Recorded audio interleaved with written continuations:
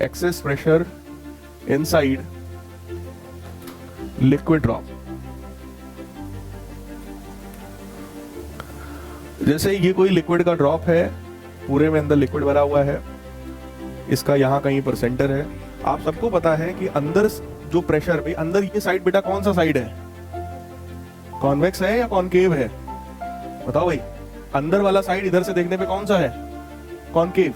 बाहर से देखने पर कॉन्वेक्स। किधर का प्रेशर ज्यादा होता है? कॉनकेव का। अंदर का नहीं ज्यादा होता, कॉनकेव का ज्यादा होता है। तो एक प्रेशर इधर की तरफ से लगा जो कि कौन सा है? कॉनकेव साइड का प्रेशर है। एक प्रेशर बेटा बाहर से लगा, ये कॉन्वेक्स साइड का प्रेशर है। दोनों में कौन सा ज्यादा होगा? कॉनकेव वाला। तो हमने ये माना कि अगर भाई इसका प्रेशर P है तो इसका pressure P plus small p होगा। अंदर वाला प्रेशर ज्यादा होना है तो इससे तो ज्यादा ही होगा। बात समझ आ रही है? और अगर अंदर का प्रेशर बेटा ज्यादा है तो ये जो पूरा बबल बना हुआ है या ये जो लिक्विड ड्रॉप है, इस लिक्विड ड्रॉप को वो अंदर से क्या कर सकता है? एक्सपैंड करा सकता है, क्योंकि अंदर का प्रेशर ज्यादा है। बात समझ आ रही है? अगर ये एक्सपैंड होगा तो ये कुछ ऐसा बनेगा।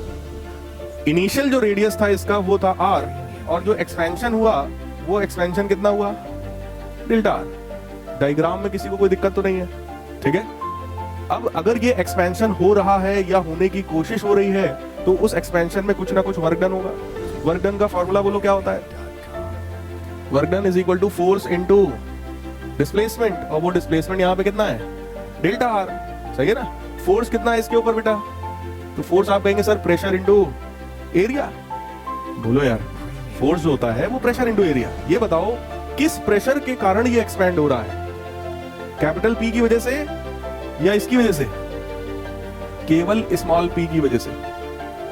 सोचो भाई, अंदर वाला p और बाहर वाला p ये दोनों तो कैंसिल हो गए। बचा कितना? एक्स्ट्रा प्रेशर कितना है?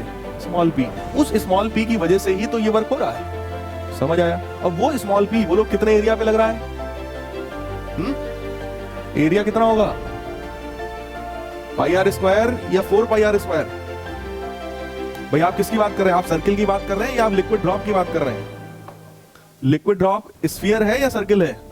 तो उसका एरिया कितना होगा? बात समझ आई? जो एक्सेस प्रेशर जो अंदर से बेटा बाहर की तरफ लग रहा है वो तो पूरे एरिया पे लगेगा ना, और वो पूरा एरिया किसी भी स्फीयर पे कितना होता है? तो बोलो इतना वर्क डन होगा। कुछ समझ में आया? पक्का एकदम?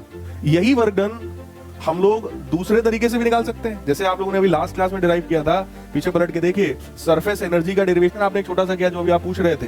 उस सरफेस एनर्जी के थ्रू भी आपने फॉर्मूला निकाला था। क्या फॉर्मूला निकाला था?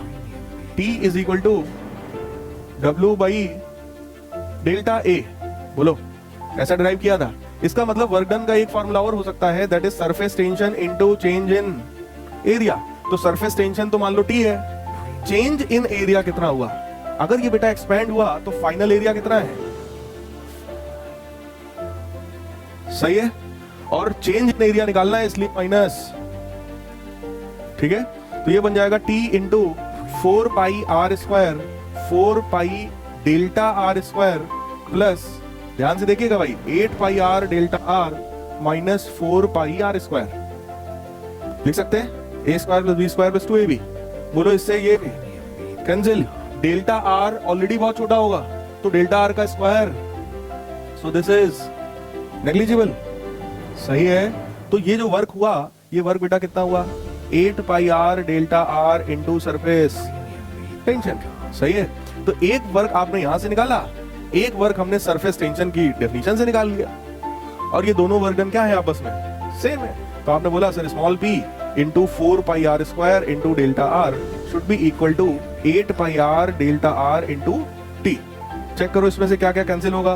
आर से आर गया, पाई से पाई गया, p की जो वैल्यू आई, p की वैल्यू बोलो कितनी आई?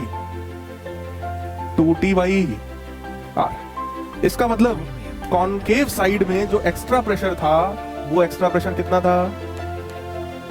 2t by R. Derivation I think बहुत सिंपल है। सबसे पहले हमने क्या देखा? किधर का प्रेशर ज्यादा है? तो अपने को पता था कि भाई कॉनकेव साइड का ज्यादा होता है। प्रेशर जिधर की तरफ से ज्यादा है वो एक्सपैंड कराने की कोशिश करेगा। तो हमने वर्क डन निकाल लिया। वर्क डन कितना है? Force into displacement. ठीक है? उसके बाद हमने क्या निकाला? Surface tension which is equal to work done per unit change in area. Work done per unit change in area. तो चेंज इन एरिया निकाला, सिंपली दोनों बराबर किया। समझ आया? सेम टाइप का एक्सेस प्रेशर बोलो एयर बबल में होगा। क्योंकि एयर बबल में भी तो सब कुछ यही था, बस ये वाटर इधर से निकाल के इधर लगा दोगे। बोलो यार, उसमें भी अगर इस तरीके का है तो किधर का प्रेशर ज्यादा होगा, अंदर का ही। सब कुछ एग्जैक्टली सेम है, सिर्फ डायग्राम बदलना है। उसमें भी इंटरफेस एक ही थे। समझ आ गया? तो आज इसमें फिलहाल इतने ही रखते हैं।